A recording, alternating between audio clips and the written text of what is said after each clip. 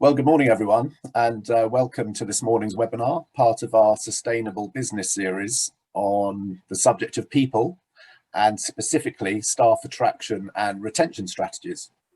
I'm Ed Hussey, the Director of People Solutions at Menzies, and I'm joined this morning by a panel of experts from across the firm who can look at this topic from a variety of perspectives, and I'll introduce them in a moment. Attracting and retaining staff is always an important element of any HR strategy, but there are some acute problems just now in particular sectors, with staff shortages being driven by a combination of the pandemic and the effects of Brexit on migrant labour.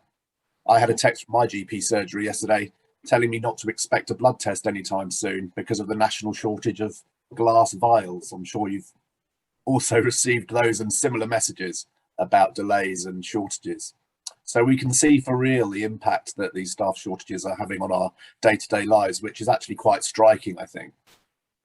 So attracting staff is a challenge many of our clients face. But of course, you can reduce the need to attract so many if you can hold on to more of the ones you've got. And we're going to explore that this morning from a very practical perspective. And we're going to do that with Karen Gibb from the People Solutions team. Karen is an HR specialist and supports business owners and managers across all of the challenges they face with HR matters, but also the opportunities they have to get the best from their workforce. Andy Brooks, whose birthday we've just found out it is today. So happy birthday, Andy, and thank you for spending it with us. He heads up our Employment Tax Solutions team, helping clients get employment tax compliance right whilst taking advantage of the tax breaks that are available. And Jackie Witcher heads up the employee benefits team within Menzies Wealth Management and is making it her mission to spread the joy around employee benefits. So clearly someone who's up for a challenge. We'd love you to post some questions for the panel. We've had a couple in advance and we're going to come to those later. But please post any further questions you have as we go through in the Q&A area, which if you hover over the kind of bottom of your screen, I think for most people, you should see the Q&A. Post your questions in there and we'll either pick them up as we go along or we'll deal with them at the end, whatever I think kind of works best. And if we don't get to them all in the actual session, we'll certainly follow up afterwards on them. Finally, the session is being recorded and you'll be sent a link after the event so that you can spread the joy with your colleagues and friends. Okay, so Karen, we're going to start with you, and the webinar's about attracting and retaining. So let's start with attracting and finding the right people. What are you experiencing at the moment in the recruitment market? Morning, everyone. Personal experience at the moment is that the market is surprisingly buoyant, but also very tough. We've got an increasing number of companies who want us to help them hire. In fact, we've got many clients who hired in large numbers over lockdown if their business was booming. We've got some candidates that are ready to move, but they are in short supply. We've also got candidates who are leaving the jobs that they took during lockdown and going back to the job that they couldn't do during that period. That's hitting some particular sectors like retail. So we've got different aspects there that make it very challenging for businesses to find the right candidates. I had a look at the Labour Market Outlook survey from the CIPD. They paint a very challenging picture as well. They highlight the ones that have been in the news, so the challenges in industries like haulage and social care. They attribute some of that to COVID, and they also obviously mention the impact of Brexit. But they also say, which was interesting, that the number of EU citizens that registered for pre-settled status is actually a lot higher than previous records indicated. The other thing that was interesting is that the surge in vacancies has led to a record spike in starting salaries, particularly people who are starting out in perhaps their first job. So the younger element of the labour market have seen a big wage hike. We've got the sharpest increases apparently since 1997.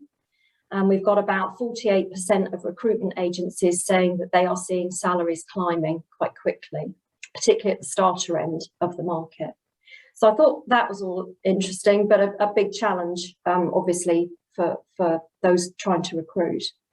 I think in attracting talent at this point in the discussion, we should probably separate out two distinct types of candidate. You've got those who are searching in essentially wage-driven roles. So I'd kind of lump those together as largely hourly paid, relatively short-term job placing for somebody. They don't necessarily see it as their career. It's very wage-driven, it's very hourly wage-driven, and that would be the first thing they look at. And then we have those who have the confidence now to make their next career change. And that can seem to them like a very good time to go and join a company that's performing well. They will make different decisions. They will be looking at, reward packages, prospects, career prospects and development for them. Okay, so that's a really good way of sort of segmenting them, because of course that there are no one-size-fits-all solutions to any of this. So what are the considerations that you think there are for these two different types of hiring need? Yeah, it's quite different, isn't it? So I think wages always matter. That's particularly going to be with the hourly paid employees. It will be a crucial factor as to whether they join you. It will also be a crucial factor as to whether they leave. We've got poaching in that job market for sure. It can be much harder to retain in those environments. Sorry, did you ask? Is it my connection? Oh, okay. It is much harder to retain in those environments. So no doubt you need to make sure you're paying the right rate. You need to look at the local market and at your competitors. I think other cost issues come into those job markets. Don't forget the cost of parking, their travel costs, how easy you are to reach. Do you give them a uniform? Do you provide equipment? Can they work overtime if they need to boost their salary if they're a bit short of money? They're real considerations, I think, in that job market for you to have a think about. The longer term career choice, what we're seeing, the survey data shows that people really are thinking about making the move now. Thinking about it and doing it is two very different things. But candidates are starting to feel a lot more optimistic and they are starting to think about moving. They're cautious, so they are looking for some element of job security. They're looking for businesses that have survived and emerged from COVID very well. And they're looking for those prospects for the future, growth prospects in the business and individual prospects for them. There's also a little bit of reflecting on how they were treated during COVID and possibly looking for the opposite experience to that if they weren't treated very well. I think the other consideration is, they'll be balancing their salary package with the benefits that are important to them. Obviously, that's a big part of our discussion later. I think that they will obviously be looking at things which aren't necessarily monetary. They'll be looking at your reputation as an employer of choice. And they'll also look for professional development and your style and your approach of management. And we know that flexibility has become a really key issue, whether you can offer that and whether you intend to continue that. I'll just carry on at this point and start to focus on really my final area. I'm going to talk a little bit about once you've hired them, and we can come back and talk more about that later, but what about keeping them? What about retaining them? Just to continue that for a moment, I think that's all part of how you make your decision on how you spend your money most wisely for the groups of employees you need to retain. So some of it's going to be a budgetary decision. I think you definitely might need to have the option to have the budget to offer an increase perhaps after a training period, an initial training period, perhaps when they complete their induction, and to be very public about that with them, that that's what they will achieve if they stay with you. You might need the ability to respond to a competitor in your marketplace, or to the fact that perhaps your wage rates are out of date, you know, in the hourly paid environment I was talking about. The other thing I'd encourage you to think about is sharing success. So the more successful the business, the more successful your employees feel, and tie them directly into the results of your business. That might be through bonus structures. It may be in an appropriate job environment like sales. Undoubtedly, you'll be using some kind of commission structure. You may want to tip the balance between basic pay and reward pay, and make it more reward based if you have really good prospects for the next couple of years. Candidates can be very motivated and driven by that potential. Role and industry, very important there as to whether that's appropriate. The other thing that I don't think costs any money is, please spot your talent and tell them. You know, a simple method of identifying people who've come in, performed really well. Tell your absolute crucial shining stars that that's exactly what they are. Tell them that you value them. Tell them that you want to keep them, and put some thought into what their career progression and reward looks like with you. Sometimes the feedback conversation is the thing that actually has the real impact, and might be the thing that keeps them with you for some time. The thing I'm often told, though, to bear in mind is that most people leave their job because of their manager. They don't leave because of the company. They probably don't leave because of the role. They leave because of how they're managed. So ask yourself, what is your day-to-day working environment like? How are people managed? How are they treated? I did read one survey that finished with a pretty hard-hitting line, which said it's not about the money. You need to start treating your employees like human beings. So, you know, have a think about that.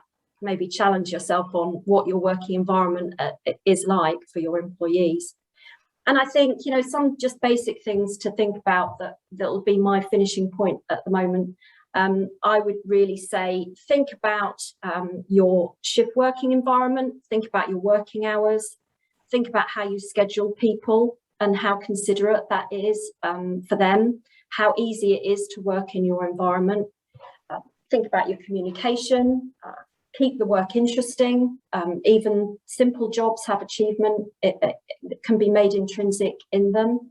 And teamwork and colleagues. So absolutely crucial for that environment to be somewhere that your employees want to stay.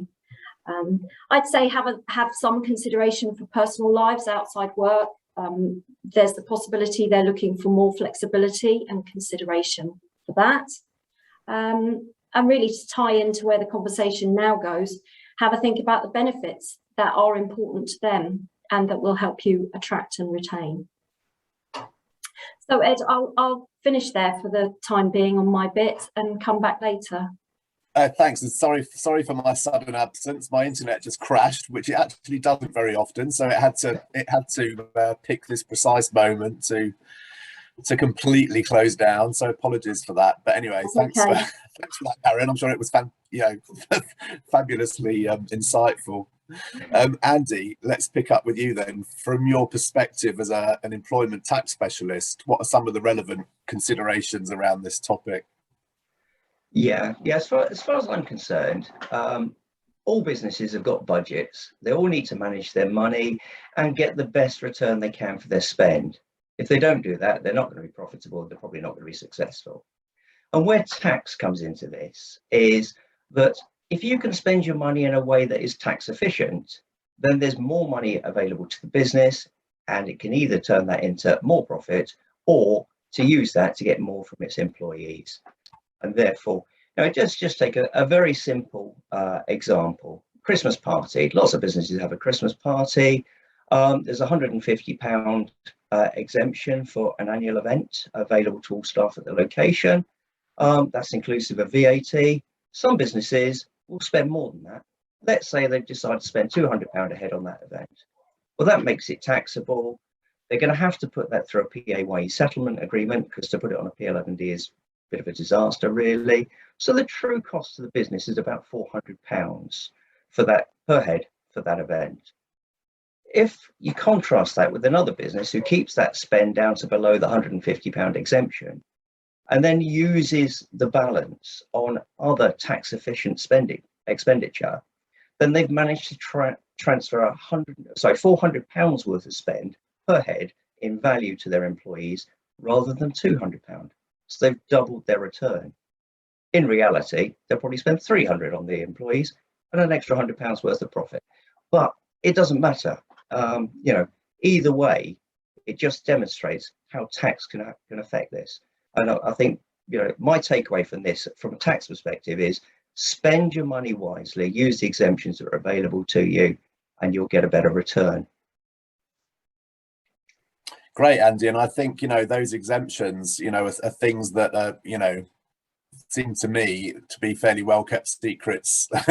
And so that kind of planning is, and understanding some of that detail can make big differences when you're spending scarce resources on things that are gonna, keep your staff motivated and happy. So that's really good. So just to widen it out a bit, I mean, can employers provide anything more attractive than cash, and what are the most popular tax advantaged benefits that are still available? They certainly can, and what you're looking at here is things that are tax-free. Because if you can take something that's tax-free, let's take a simple example: workplace parking. If it costs me £5 a day to park near the office, then I'm paying that out of taxed income. So I'm looking to earn somewhere in the region, very rough figures, £10 an hour. Sorry, £10 to be able to pay £5 out in parking, and I'm left with nothing. If, on the other hand, the employer says, actually, we've provided you with free parking at the workplace, then actually that's cost me nothing.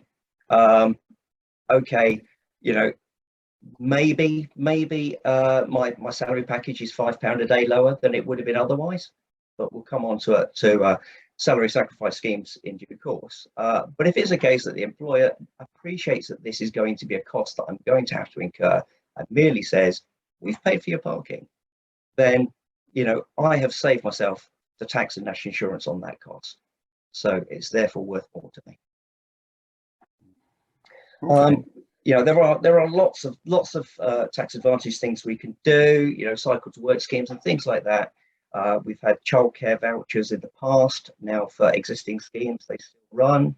I can't have new ones, etc. But there are various things that the business can do to actually spend its money more wisely. Okay.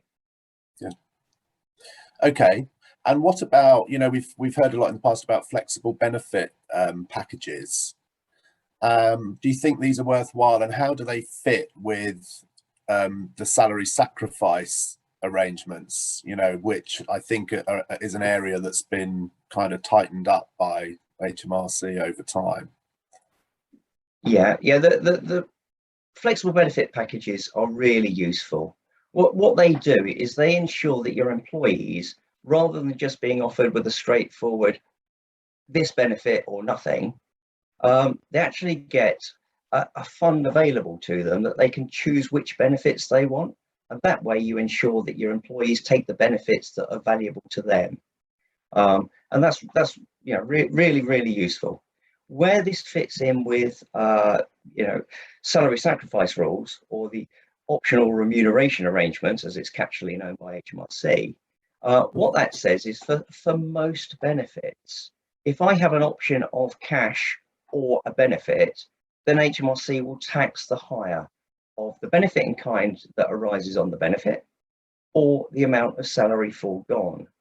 So if it's a case that Menzies turn around and say, Andy, we're going to give you the option of having free parking at work in exchange for a salary sacrifice, well, whilst parking at work is a tax-free benefit, I'll actually get taxed on the salary I give up, which is why it's important that you don't have a cash option for those things. Find out what's valuable to people and then offer them that. Don't say you can have that all money. Now, the problem with most flexible benefit packages is, and this is a historical problem, is that you'll have a set sum of money that's available to you. It might be £2,000 that you can spend on the benefits of your choice. But what happens to the unspent balance? Now, if that comes to you in the way of salary, then you've got a problem with this, because you're going to turn a lot of exempt benefits into taxable benefits. Now, there are some benefits that the OPRA rules don't apply to, things like low emission cars, pension contributions, childcare vouchers, cycle to work, etc., etc. There's not many, but there are some. So you've got two choices with your flexible benefit scheme to make it tax effective. You're either going to limit it so that people can only choose from the tax-free elements and have an unspent balance in cash. That would work, but it's not very exciting for people if they don't want to choose those tax efficient ones. Alternatively, you don't give a cash option. So you say you've got an allowance of £2,000 to spend on the benefits of your choice, and there might be some taxable ones in there, there might be some tax-free ones in there, but they can choose what they want to do. And if they don't spend all of the money, then they either lose it, or you could say any shortfall will perhaps go in as additional pension contributions on top of your normal auto enrolment things. So you can there's more than one way to skin a cat, but the essential thing is to plan to make sure your scheme is effective. So yeah, absolutely. So it's very easy to fall into that trap, isn't it, of the cash alternative? And I'm sure that's another point there that that goes unnoticed in many cases, where people are taking have the option on cash or the benefit. So that's a really key point. And I think just picking up on that, and Karen, you might have a view here too. You mentioned also about identifying what employees are attracted by, because flexible benefit schemes can be quite complicated to administer, and you can do anything from administering it yourself through to some whizzy IT platforms that will help you do it. But when it comes down to it, it's worth understanding what your employees actually want, because what you might find is you offer a big suite of options, and then actually only a couple get selected by a few people, and there's quite a big potential for a lot of resource to go into something that ultimately doesn't have a big take up. Now, that can also be about the way you communicate it, and and how you get people excited about it, and how you explain the benefits. And I think that's something Jackie might pick up on in a bit. But there are definitely a few issues to consider there. Karen, I don't know whether you had anything to add to that. But, if I've got time to chip in, I'd say I have seen clients struggle a little bit with the administration of flexible benefit schemes that become too complicated.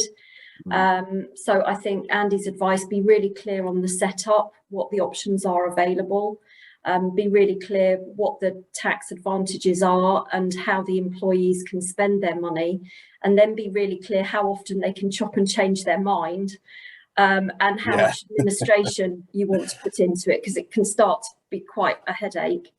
Keep all that as simple and straightforward as you can, and then we tend to find the options can be a little bit age related. I know we're not meant to talk about age these days, but actually things are a lot more exciting once you're a bit older. You're far more interested in your pension than you are when you're a new joiner. So Jackie will talk a bit more about that. So you probably, in the range of options, you need to look at the makeup of your workforce and who you're trying to attract. Your benefits package might not be as up to date as the market that you're trying to attract at the moment. Yeah. So there's definite swings and roundabouts, because being able to allow people to select things that are attractive to them is good. The complexity and everything is the flip side. So it's a judgment to be made. Absolutely.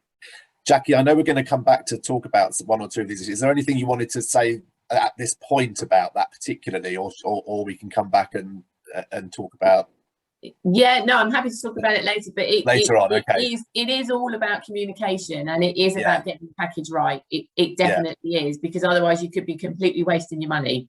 Yeah. So, okay. You know, and then there's no point. But yeah, I'll go into it in a bit more detail later. Yeah. Brilliant. Okay, thank you. Andy, you mentioned company cars there, and obviously, you know, I mean, my perspective is the attractiveness of company cars have kind of ebbed and flowed over the years, in direct response to the tax treatment of company cars. But obviously now with electric cars on the, you know, coming up fast, is it coming back into fashion? And you know, is it still a good choice, or is it becoming a better choice in terms of cars and fuel and things like that? Yeah, well, company cars have always been seen as a status symbol. Oh, you've got a company car. That always sounds good. The problem we've got is for normally aspirated cars, the benefit in kind rate has increased so much over the last few years that in most cases, it's now more cost effective to actually pay the individual more money and allow them to buy their own car. But the tax is just too much. So we've seen a huge decrease in the number of people taking company cars over the last few years. Some people have still got them because they like the convenience of it, but effectively most of them are paying too much tax, and it's probably not giving them the benefit that they want other than status. And the position for company car fuel is even worse. That tax rate increases so much each year that there are very few people that actually should be having a car fuel benefit these days. Far better to pay for your own fuel and make a business claim from the business for any business mileage you do. In some cases, it is cheaper to simply say, please don't pay for my fuel, I'll pay for it myself and I won't claim anything from you because the tax costs more than the fuel. So effectively, it's absolute disaster for both parties. The employer's paying for fuel, the employee is paying more tax than the cost of that fuel. Everybody's a loser. So there is certainly a better deal to be done there. The big change came around about 18 months ago when the new company car rules or rates set in, and electric cars at that point for the year that we've just finished, they had a 0% benefit in kind. As you probably know, benefit in kind rates is based on the list price of the car when new plus the cost of any accessories multiplied by a percentage. And last year that was 0%, so no benefit in kind tax at all for the employee if they were provided with a purely electric vehicle. Absolutely fantastic. There's also great tax breaks available to the business for financing that. So there's absolutely no question, if the employee wants an electric car, putting it through a company car scheme is definitely the way to go. There are other benefits available there. I appreciate that there are some practicality issues maybe associated with electric cars. People worry about the range, they worry about the cost of them, etc. But it's still far cheaper if you're going to put them through as a company vehicle rather than a private vehicle, if it's practical for you. If it's not practical, well, maybe a hybrid does the job, where you've got an electric motor and a normally aspirated engine as well, so that you're not going to find, actually, I can't complete my journey without a coffee stop here. You know, and maybe that adds some practicality whilst the technology around batteries improves even further. With hybrid vehicles, the tax rate is now based on the range of the electric motor. So it doesn't just have to be a hybrid. You're looking for a hybrid that's got a decent range on the electric motor. I'm not sure there are any at the moment, but if it's more than 130 miles of range for the electric motor, it falls into the same category as the electric car. Benefit in kind rate, I said it was 0% last year, 1% this year, 2% next year. So still incredibly low when compared to another vehicle. For hybrids, you're looking at a range that could go up to 14%. But again, that's for the really short range electric motors. And obviously, as the tax rates change, manufacturers are there building cars, developing cars that actually seek out the best tax advantage. So the They are being encouraged to extend the range of the electric motors on hybrids, thus making them more attractive to the likes of you and I, who think, actually, electric car's not quite right for me at this moment in time. Maybe in a few years' time when the technology moves on even further. Not today. I'm looking for a hybrid. I'm going to choose that one because it's going to give me the best tax rate. Brilliant. And I mean, the landscape is changing ever so quickly, isn't it, around all of that? I saw, I think it was last month, in terms of the car sale stats, that it was the first month in which electric vehicles overtook diesel in terms of number of sales. So yeah. things are changing around pretty fast. Yeah, they definitely are. Yeah. And we're seeing a lot more infrastructure, a lot more charging points, and clearly the government are pushing people to take electric vehicles. They've set themselves some quite ambitious targets. They need people to switch over to electric vehicles. At this moment in time, the tax very much favors acquisition of electric or possibly hybrid vehicles. Yeah. Whether that's the same for the long term, we don't know, because once everybody's got an electric car, no doubt that they'll change the rules, and they'll look to recover some more taxes. But that's why all of these policies have got to be flexible. Yeah. You look at what's right for now and for the next couple of years, and then when it comes up to renewal time, have a look. Is this still the right thing to do, or is there a better option? And that's what I'm talking to clients about.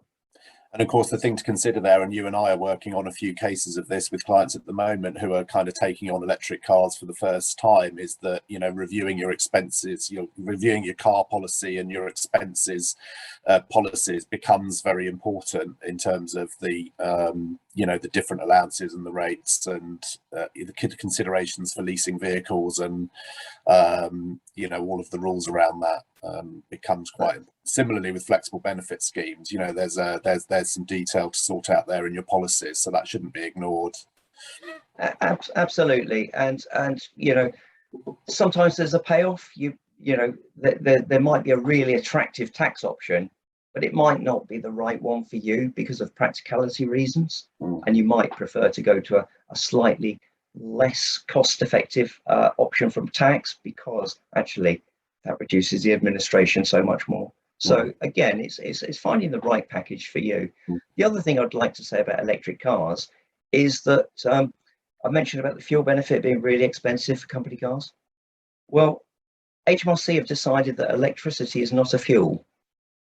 They haven't told me what it is, but it's not a fuel apparently. And the really good thing about that from a company car perspective is there is no fuel benefit. So the employee can be provided with both the car and the fuel, and the car benefit covers everything. There's no further tax bill. So again, another reason for going for electric. Doesn't work. Yeah, it doesn't work for hybrid vehicles because obviously they still use either diesel or electric. But so the normal rules apply to those. But for electric cars, yeah, the employer can pay for the charging. Yeah. Okay, thanks very much, Andy. Let's move on and talk to Jackie, because Jackie, you're within Menzies Wealth Management. You're obviously dealing with pensions and insured benefits and things of that nature, which are kind of staple benefits for many organisations. How do you think those type of schemes help to retain staff? Yeah, morning everybody. I think the employee benefit package can play a pretty big role in attracting and retaining staff, but it's around, like we mentioned earlier, it's around getting the package right. It's about communication with the employees. You know, we would always recommend, if an employer is looking to put an employee benefit package in place, communicate with your employees, ask them, you know, what sort of benefits are you interested in? What would you like to see, you know, ideally? The same with it if they've already got a package in place. Communicate with the employees. Is it working? Are you using it? Is there something there that you would like to see that you don't have? What have you got there that you don't really value? It's all around effectively helping to make the employees feel rewarded and valued and wanting to stay with that employer. So that's a big part of it. It also around the pension side, because obviously auto enrolment, employers have to have a pension scheme now. you've got some employers who just literally want to tick the box. So they'll do the bare minimum, what is required. But you've got a lot of employers who go effectively above and beyond. So they will have a good value pension scheme with low charges. They will be paying above the required minimum of contributions. They're giving their employees access to, you know, hundreds of funds that they can choose from, good fund performance. But what they don't tend to do is communicate it to them. So therefore, you know, you get an employee who joins from day one, perhaps they go straight into the pension, they get their letter, says you've been enrolled. That's kind of like job done. But what they need to be doing is making their employees aware, do you realise, you know, this pension scheme has got really low charges. So you're enrolled in a default fund, and the default fund will be a kind of one size tries to fit all, but it won't fit all. It will be a lifestyle type arrangement, which means that it will be de-risking as employees get closer to retirement. You'll have a default retirement age under the scheme, but you could well have a default retirement age of 65, but have an employee who in their head, I'm retiring at 60. Well, they need to be aware that if that's their plan, they need to be taking responsibility to look, okay, I'm in a lifestyling fund. It's actually looking at me retiring at 65. So, okay, I need to be communicating with the provider. I need to be telling them, actually, I want to retire at 60. I need to be looking at, is my fund going to do the job that I'm expecting it to do? You know, for them to maximise, the employer is paying money into this as well as the employee in most cases. Very occasionally, you might get a non-contributory scheme, but they're few and far between now. But it's a case of making employees aware of what they've actually got and keeping that line of communication going. So making sure on a regular basis, you know, just a little reminder every now and again, if they've got an intranet, making sure all the information is available to them, you know, telling them you have these benefits, so use them. This is how you use them. These are the access, you know, if you need an access code or a scheme number, just making it all readily available to them. You know, it's about engaging them and actually putting the right package in place that's going to make them feel, oh, you know, they actually are thinking about me. You know, this is a good place to work. Therefore, you're going to hopefully retain the staff that you've got. You're also going to attract staff because people talk. You know, it's a fact of life, isn't it? That people talk to each other. It's like, oh yeah, you know, I work for Menzies. Like, you know, I've got a full range of benefits. You know what I've got? You know, I can get this, that, and the other. Then people think, oh, I don't think I've got that. You know, so it's kind of like it's all around just making sure if an employer is prepared to put the money to provide benefits, just make sure that as best they can, they're the types of benefits that their workforce want to use. And I think that is a big part of attracting and retaining staff. Brilliant. And of course, pension contribution is from a tax perspective is you know, it's brilliant. Yeah. You've got salary exchange schemes as well on pension contributions, and obviously they get their tax relief. And if they're a higher rate taxpayer, then they get the higher rate relief back through the coding system, unless it's taken from their gross pay. So yeah, you know, it's all around. It's just I think people just think nowadays, probably for a long time, oh, pension, you know, pension's boring. But at the end of the day, if you work for an employer for, you know, a number of years, you've got a long working life, unfortunately. You can actually build up pretty substantial amounts of money in these pension funds. And one thing that strikes me is that investing is obviously quite a popular thing at the moment. You see lots of investment platforms advertising and all the rest of it. And people and employees with pension schemes often probably don't realise that actually they've got investments. Yeah, exactly. It's sitting in their pension scheme, and actually, if they're in the right scheme, they can adjust it for their lifestyle, for their risk, you know, appetite, and all that kind of stuff, and actually do something with it. Exactly. exactly. We find that it's a really high proportion of employees stick with a default fund. Yeah.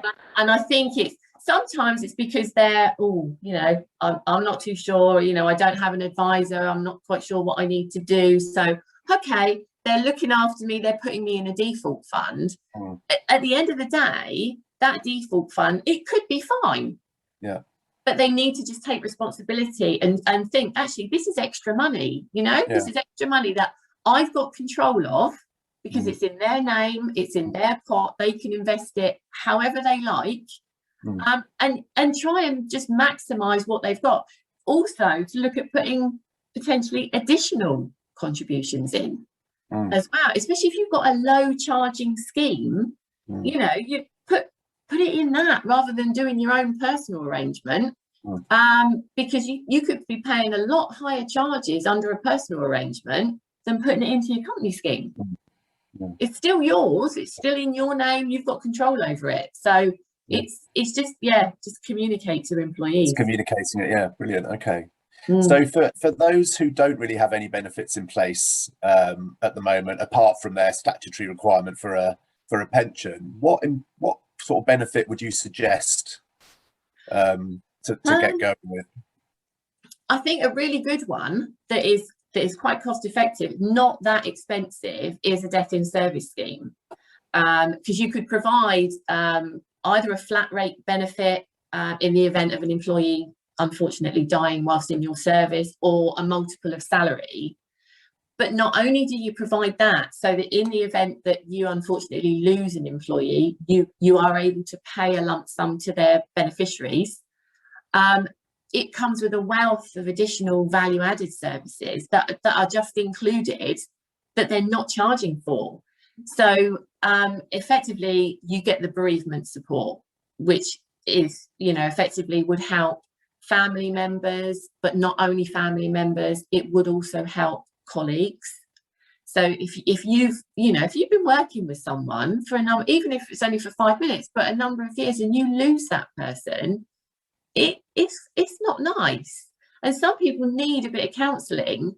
Obviously family members absolutely devastated, but work colleagues as well can be affected. So bereavement support is there to provide sessions to help people to get over the loss of a friend, a colleague, a family member. You've also got probate helpline, because some people don't know how to apply for probate, they don't know anything about it.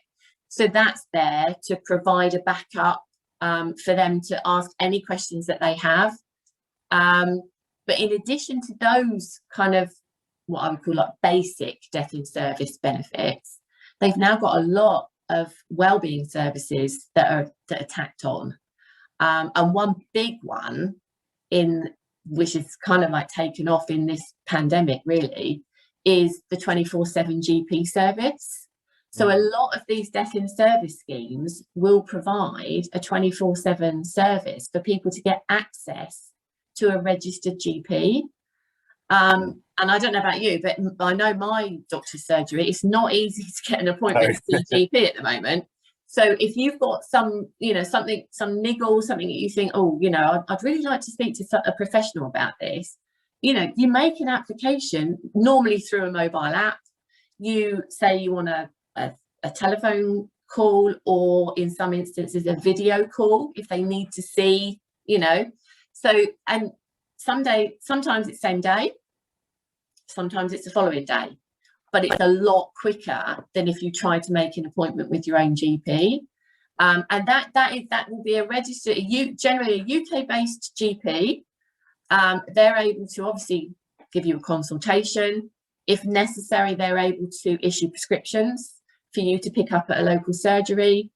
They're also able to refer. So if you need a referral, they're able to do that. It's just such a quick service that, an employer can add value to their employees by purely putting in a death in service scheme, which is cost effective, but it's a business expense. It's not a P11D benefit for the employees. And you get all these wellbeing services. You get a mental health support. There's also, some of them provide a health check, where employees can have a tailored report on fitness and nutrition. And especially with the COVID pandemic, obviously you've got people who have other illnesses, but we have a lot of people, myself included recently, who have had or got COVID. And then you've got this long COVID. And therefore, you know, having access to potentially a health check with a nutrition plan, you know, if you've got long COVID, you've got things that, you know, I don't feel quite right. You know, something is still, I'm not 100% here. Something like that may well help the employee to start feeling better about themselves and actually to start helping them. So there's all sorts of things like that around, you know, what is quite a standard employee benefit that bring a wealth of additional services for free, effectively. So that's one that I would definitely recommend someone to look at. Very cost effective. And a lot of clients will have death and service in place and probably not realize that they're sitting on all of those additional benefits that they could be promoting. And of course, wellness and well-being is such a massive issue at the moment that, you know, those employers who are, you know, looking after their employees and being seen to, you know, help them with kind of health challenges at the moment are obviously, you know, going to be well thought of. Okay, brilliant. Okay. What do you think are the most popular employee benefit schemes that are generally in place? Like you said, death in service. Another one is private medical insurance. A lot of employers do provide private medical insurance, again, to provide the basic benefit of the, you know, if they need to get treated, seen quicker than through the NHS, getting them back to, with a, you know, view to getting them back to work if they're off work. That's always going to be a bonus. But in addition to those, they also come with a wealth of additional services that people can use that come as part of the package. So you've got private medical, you've also got group income protection. Some employers like the thought of being able to provide an income in the event that one of their employees is off long-term sick. And depending obviously on their sickness policy, but if they've got an insurance policy kind of sat in the background that will pay a percentage of that employee's salary in the event that they're off long-term sick, that's a good benefit to have. And in addition to that, they generally come with an employee assistance program as part of the package, which again is another additional benefit. The providers will also generally help with early intervention. So if you have someone who looks as though they're going to be a long-term absentee, you report it to the provider will look to start to work with that employee to see, is there anything that we can do to try to help you before you get to the claim stage? Can we get you back quicker than just letting someone, you know, effectively go off sick? They do their thing, the employer just kind of like waits for the next, you know, sick note to come through. There's additional services to support the employer as well as the employee. So group income protection is another one. But those are the main three. You have your dental plans. People want to provide an add-on, and your travel plans if you've got a workforce that travel, those sorts of things. But those are the general ones. Brilliant, thank you. So, I mean, lots to consider there, and lots of value that you can squeeze out of stuff that you might already have in place. So I think that's really, really interesting. So thank you very much for that. That's okay. Let's turn to questions, and don't forget, everyone, if you have a question, then please pop it in the Q&A box, and we will see how many we can get to in the next 10 minutes or so.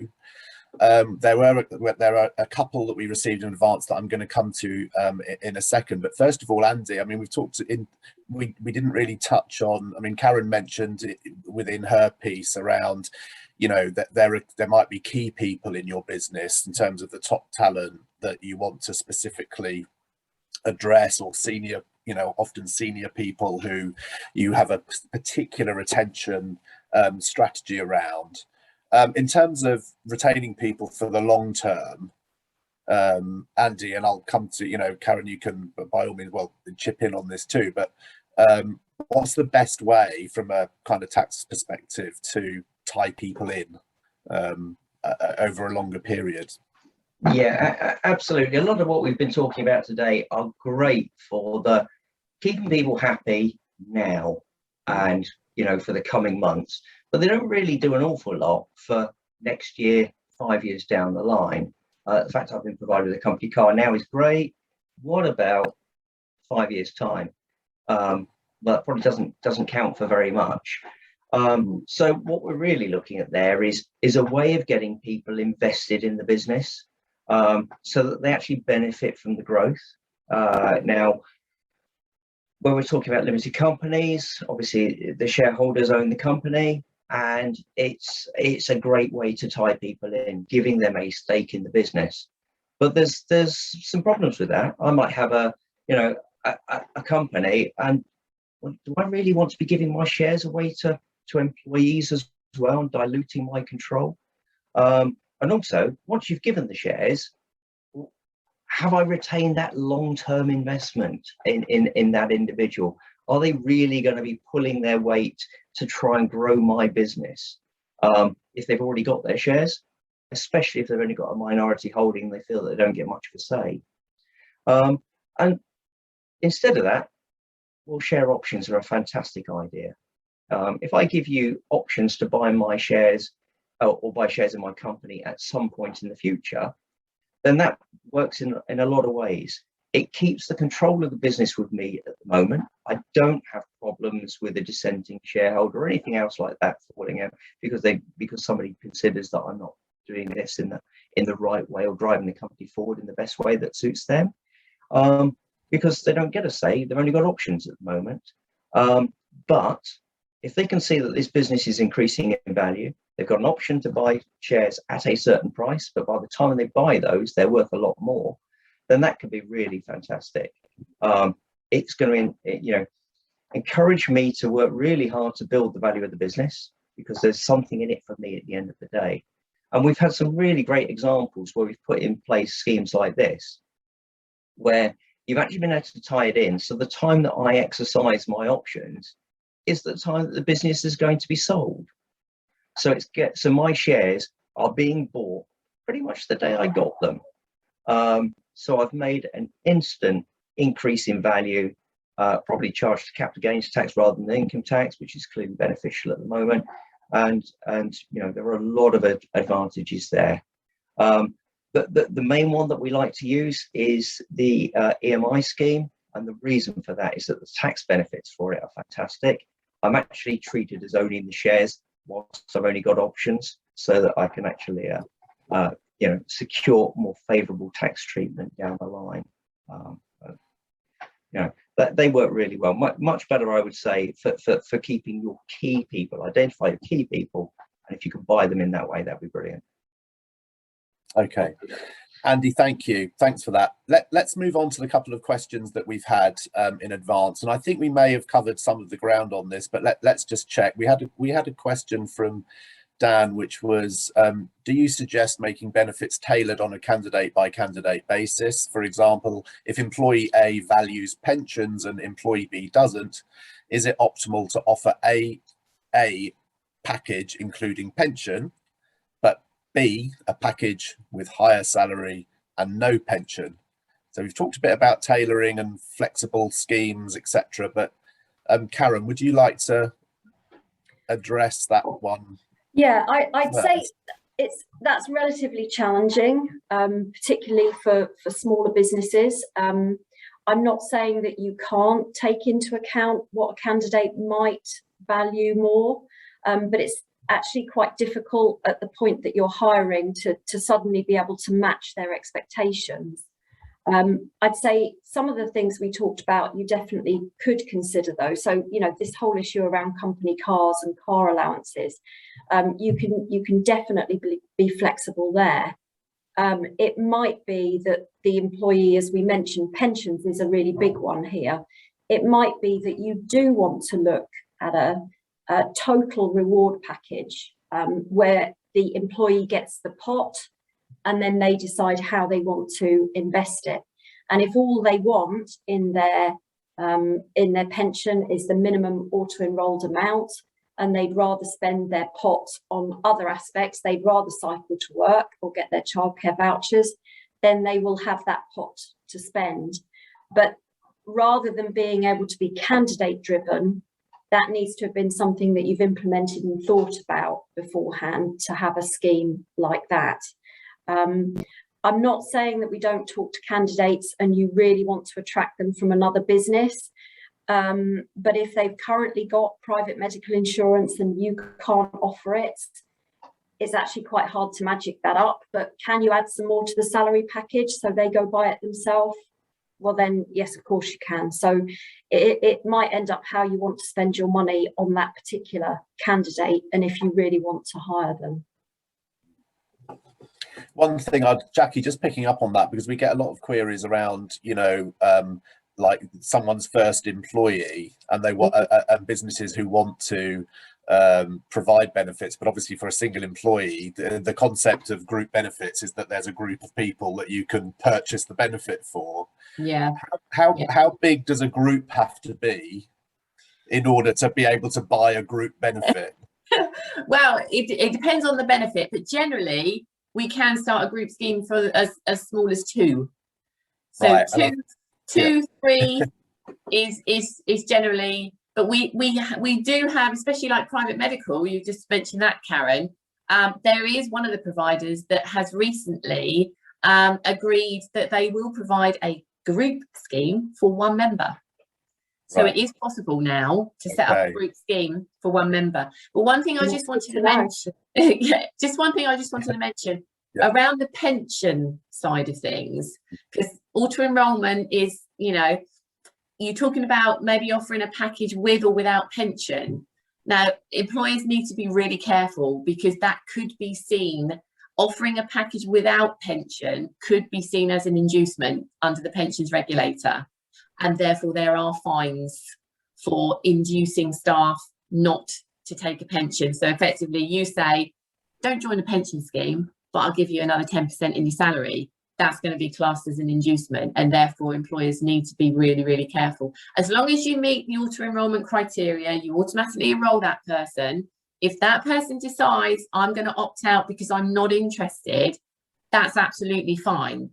But if they are saying we will provide you with a better benefit if you don't join the scheme, then they're going to get caught under the prohibited recruitment conduct, and then there are potentially fines. So I just thought I'd mention. Right. So flexing pension is normally about doing it over and above the minimum of okay. Yeah. So just quickly, because we're rapidly running out of time here, let's address the second question we had briefly, if we can. So what are the panel's thoughts on the use of bonuses as a mechanism to retain staff, whether performance related, discretionary, or on a regular, e.g. annual basis, or on an ad hoc basis if an organisation goes through a particularly good period?